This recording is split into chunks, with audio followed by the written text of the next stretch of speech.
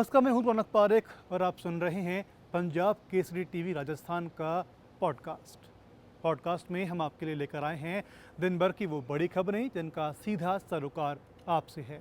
बांग्लादेश की पीएम शेख हसीना 8 सितंबर को अजमेर आ रही हैं। उनके अजमेर दौरे को लेकर के सुरक्षा एजेंसियों ने कमर कस ली है। शेख हसीना का सूफी संत ख्वाजा मोइनुद्दीन चिश्ती की दरगाह में जियारत का कार्यक्रम है। 8 सितंबर को बांग्लादेश की प्रधानमंत्री जयपुर से अजमेर आएंगी। जयपुर के सर्किट हाउस में कुछ देर वहां विश्राम करेंगी। यहां से वह कड़ी सुरक्षा के बीच में दरगाह जाएंगी और सुरक्षा के मद्देनजर शेख हसीना जब तक दरगाह में रहेंगी तब तक दरगाह में जायरीन का आना जाना निषेध रहेगा। वहीं दरगाह क्षेत्र सकरा होने की वजह से मुख्य सड़क पर खुलने वाली सभी गलियों को बंद किया जाएगा।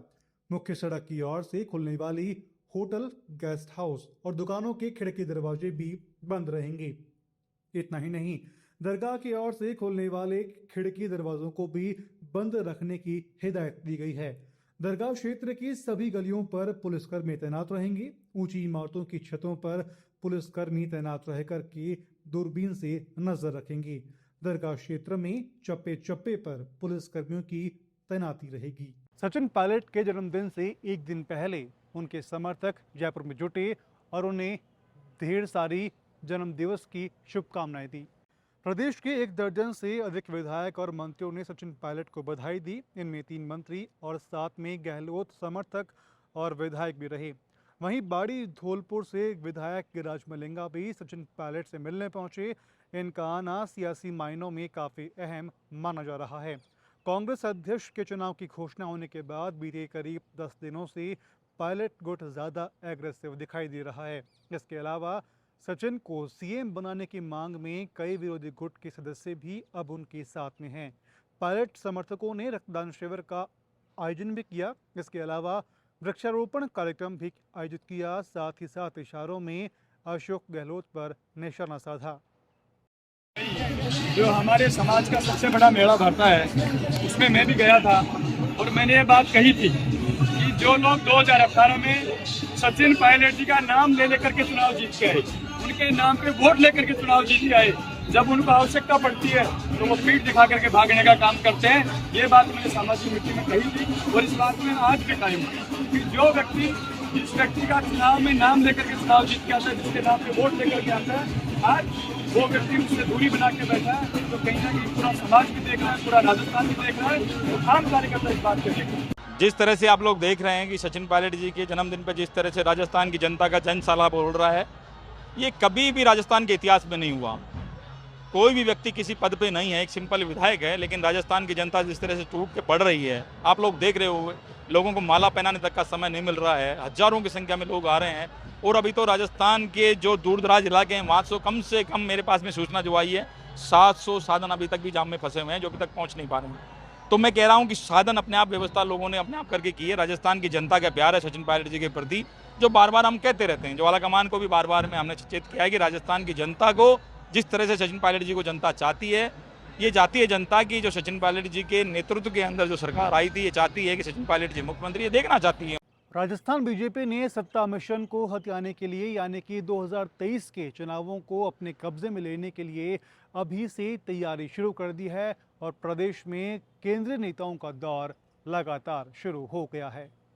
जोधपुर में बीजेपी के कार्यकर्ता सम्मेलन और ओबीसी मोर्चे की 8 से 10 सितंबर के बीच बैठकें होंगी, जिसमें पार्टी के अगले मिशन के अध्याय को लिखने की रणनीति तय होगी। इसके चलते पूनिया ने अपनी जन आशीष यात्रा को स्थगित कर दिया है।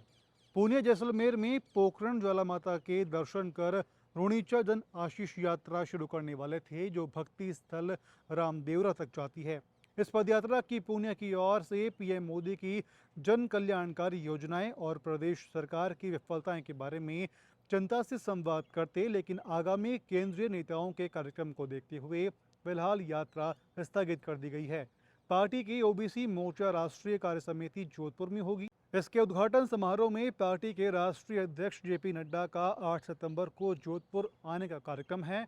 इसके अलावा नड्डा कुछ और जिलों में दौरे कर सकते हैं। साथ ही केंद्रीय मंत्री अमित शाह भी रहेंगे। वे जोधपुर संभाग में आने वाले जिले जैसलमेर, बाड़मेर, जालौर, पाली सिरोही के करीब 20,000 बूथ अध्यक्ष और बूथ समिति सदस्यों को संबोधित करेंगी।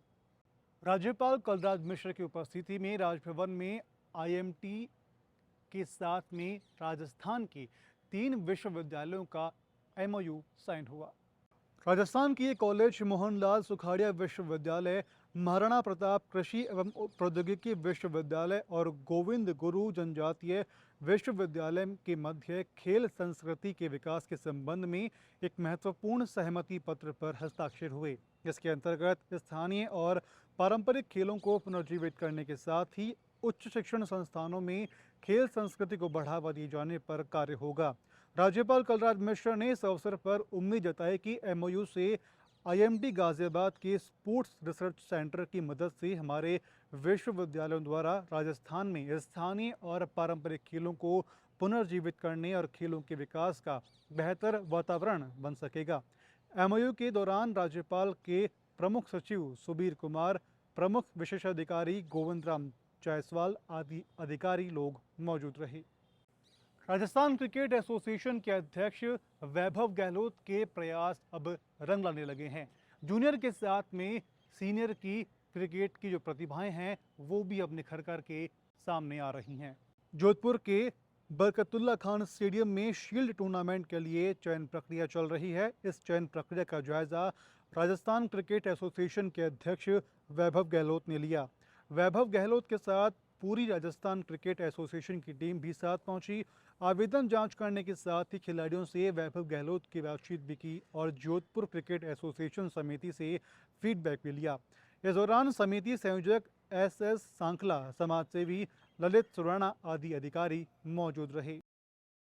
आज तो हमारा कोल्विन के ट्रायल्स यहाँ पे जोधपुर के संपन्न होने थे, तो कल हमने RC की एग्जीक्यूटिव भी जोधपुर में बुलाई और सबकी यही मंशा थी कि RC एग्जीक्यूटिव यहाँ जोधपुर में हो, विभिन्न मसलों के ऊपर बातचीत यहाँ हो जाए। और आज हम ट्रायल्स खुद यहाँ पे ऑन ग्राउंड देखना चाहते थे कि रजिस्ट्रेशन से लेके जो सेलेक्टर्स यहाँ पे परफॉर्मेंस देख रहे हैं उसको हम लोग एक बार फर्स्ट हैंड खुद देख लें। तो पूरी RC एग्जीक्यूटिव को मैंने निवेदन किया कि आप लोग सब जोधपुर आएँ ताकि हम लोग यहाँ पे ऑन ग्राउंड आके पूरी व्यवस्थाएं कैसी हैं, यहाँ पे कितना टाइम, कितने हमने बैचेस बनाए हैं, उसको पूरे एक तरह से हम लोग एक बार रिव्यू कर लें। क्योंकि जोधपुर में हम चाहते हैं कि यहाँ से खिलाड़ी और को मौका अच्छे मिलें। यहाँ पे जो प्रतिभाएं हैं, चाहे वो ग्रामीण इलाके में भी हों जोधपुर की, वो आगे आएँ और क्रिकेट में इतना अच्छा मौका हम चाहते हैं कि तमाम पूरे राजस्थान में भी जो विभिन्न ट्रायल्स हुए हैं, हमें सब जगह से रिपोर्ट्स हैं हमारी एग्जीक्यूटिव को कि अच्छे ट्रायल्स हुए हैं और हम लोग अच्छे डोमेस्टिक टूर्नामेंट सब शुरू कर रहे हैं।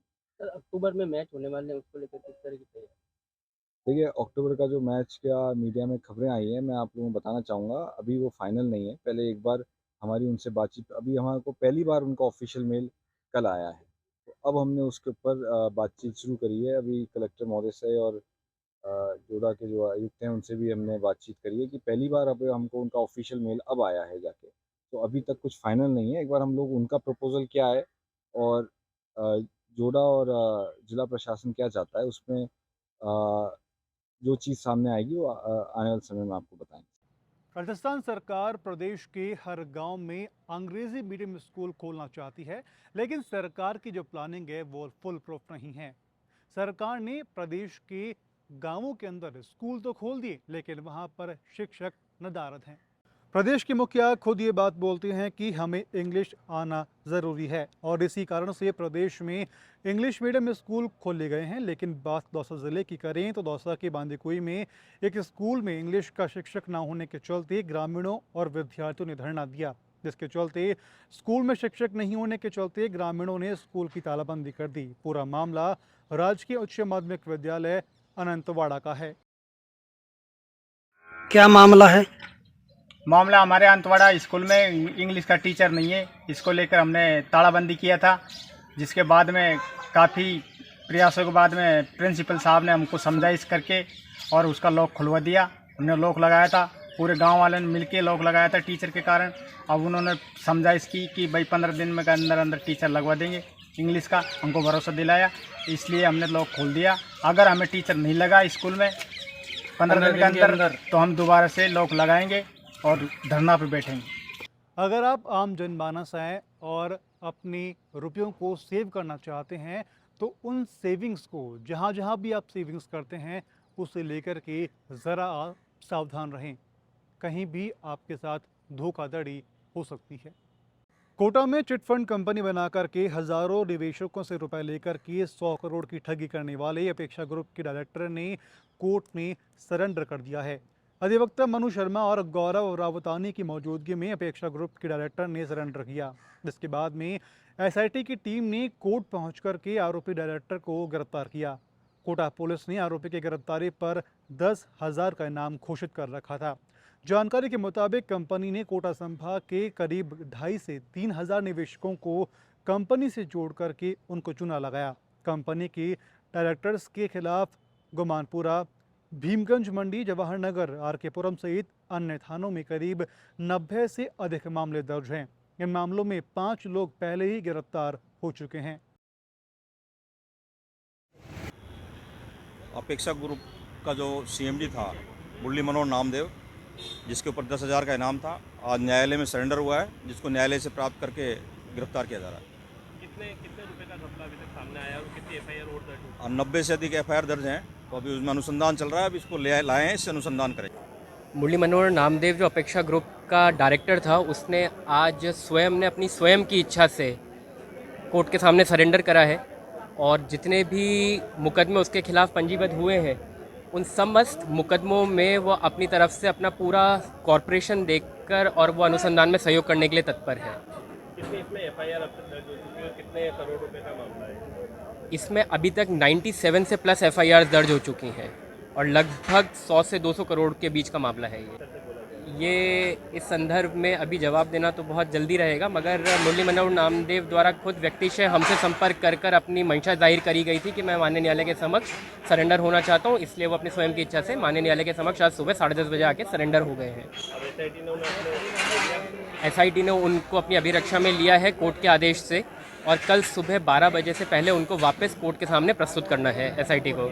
और हमारे द्वारा मेडिकल बोर्ड की एप्लीकेशन लगाई गई थी कि मेडिकल बोर्ड गठित करके हर 24 घंटे में इनकी स्वास्थ्य संबंधी मुआयना किया जाता रहे और एसआईटी की ही विशेष टीम इनको हर तारीख पेशी पे मुकदमे की संजीदगी को देखते हुए एसआईटी की ही टीम इनको विशेष सुरक्षा में हर तारीख पेशी पे अपने सामने अदालत में लेकर उपस्थित हो।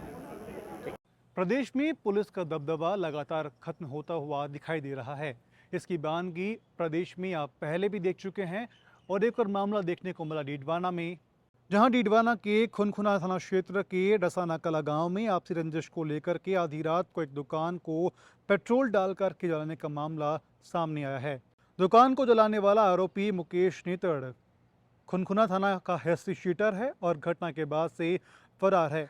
घटना के सीसीटीवी फुटेज भी सामने आए हैं, जिसमें आरोपी मुकेश नेतड़ अपने एक साथी के साथ एक कैंपर में आते हुए और दुकान को आग लगाते हुए दिखाई दे रहा है।